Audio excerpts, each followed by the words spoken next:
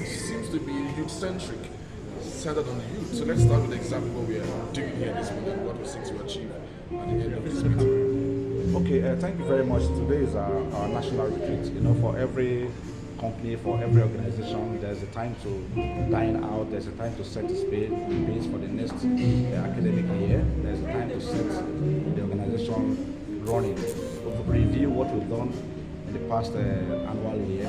So that's why we're here, basically to link it up with national issues. That we are a national youth body, so we discuss issues that are affecting the nation. So today we'll also be using to look at the tax reform that is ongoing, how pro-Nigerians it is, the coins and what we need to have from the tax reform. So basically, it's a time for us to get ourselves prepared, analyze what we've done for the fiscal year, and then move on as an organization. Okay, the tax reform seems to be the biggest delivering issue right now in the country. So economic policy, a lot of people are looking at how to see how you can better the loss of Nigerians. But as an organization and looking at the pros and the cons and how it affects the youth directly, what's your thoughts on the reform tax bill? Well, we're taking a critical analysis of over 500 pages of that reforms, and I think it's deliberate at the time, but the government is trying to fix itself to give Nigerians the desired result. So in fixing the nation, so many changes, and people, the adaptation to those changes is the problem.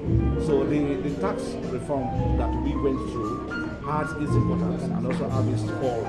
The fall is because the country is undergoing stress at the moment. If not, to me, holistically, the tax reform, if passed into law, is something that will help the individual Nigerian.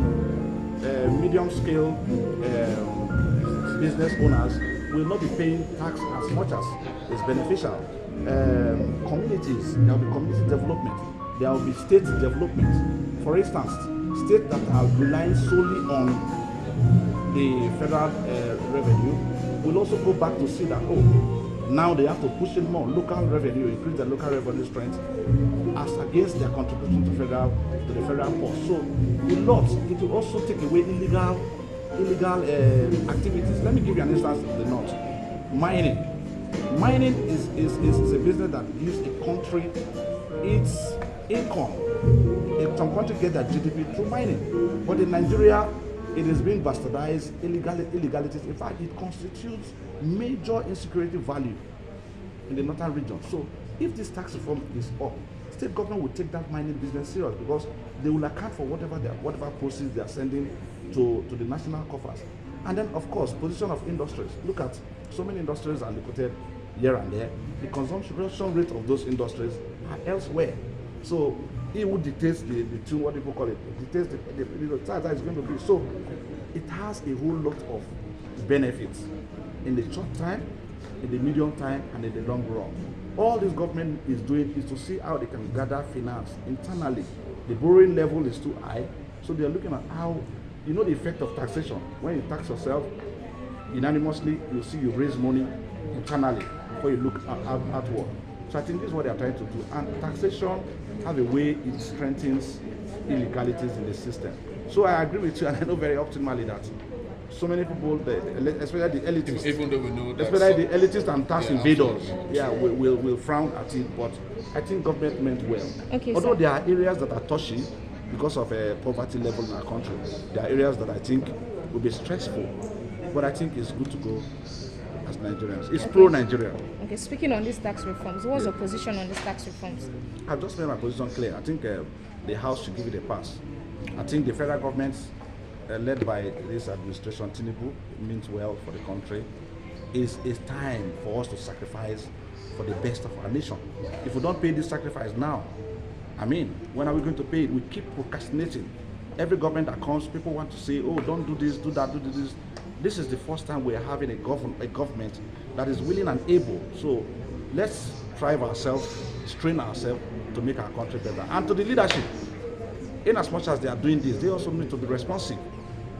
We don't want to see lots of privileges at the side of government while they are imposing those values that will lead to pursue national growth. Mr. Duke, before I let you go, yes, everyone has a role to play as far as national economic policy is concerned. in the last few months, it's been topsy-turvy. Everyone seems to be complaining here and there. And this is the organization, it's youth central, like I said from the beginning. So what role should the youth be playing as far as the policy making is concerned right now in this We country? will be involved. I think for two policies, there's the one for the mining. They're trying to bring out a special force for mining. We were in the National Assembly. We opposed it because you have the civil defense. So when we look at the bill as presented by the honourable member, the content of that bill, the activities are already enshrined in the establishment of the civil defense. So why not empower the civil defense? Why not give resources to the civil defense? Why not employ more youths? So that's our position. So we've been engaged in that. In the youth policy, we're still talking to the National Assembly. We need to broaden the youth policy to accommodate a commission. The ministry is not enough. When we have a commission, we can gather all employment values. We can gather business values from all the sectors. The Minister of Trade and Industry, they are just helpless. They don't know who to help. You go there, they say they've done 5 billion empowerment. Who are the people? Nobody to see. That's because the youth constituencies, the youth organizations are not properly engaged to encounter this. So for this tax reform, when it comes to public hearing, I can assure you that we'll be there to make our voice heard. Thank you, Mr. Mayor. Thank you so All much. right, sir. Thank you very One much. more question. Speaking on today's retreat, can you add further on the same? Pardon? Speaking of today's retreat, can you- Potentials. We've looked at, we are Nigerians, youths, and we are growing to become the next generation. So if you look at our teams, the good of our country. So we want to look at what are the things, what are the areas aside oil, what are the areas we can explore. Call our various youth leaders, youth organizations. What are the areas we have to hold Nigeria to ourselves? So that is the theme. We're going to explore, look at agriculture, look at business chain, industries of business. Business companies will be here. They will talk to us on what value we can add to progress our country. So basically, that's what we're here to do today on the retreat.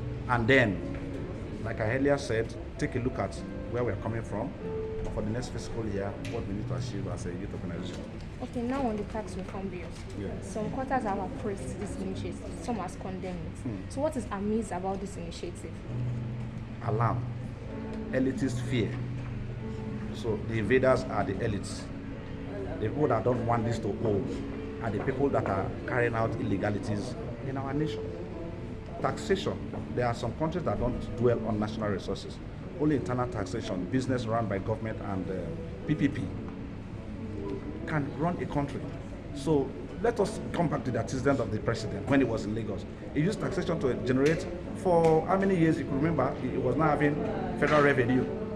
So he used taxation as a tool. If everybody pays tax, Nigeria will be buoyant, and then illegalities will reduce to a certain extent. So I think the real problem is elitist fear. Okay. Yes. So, what is the National Youth Organization doing to drive more youth inclusion in policy making? I have emphasized on that. We've done a lot. We are still going to do a lot. Right. We've been in the advocacy. We've been in the campaigns. We've been in the media. We've been in the process of attending the public hearing when it comes to public hearing processes to see how we could be inclusive. And I want to give kudos to the National Assembly. They've been so responsive. There's no program that requires public attention that the youth constituencies are not invited. We've been invited there to do presentations and they listen.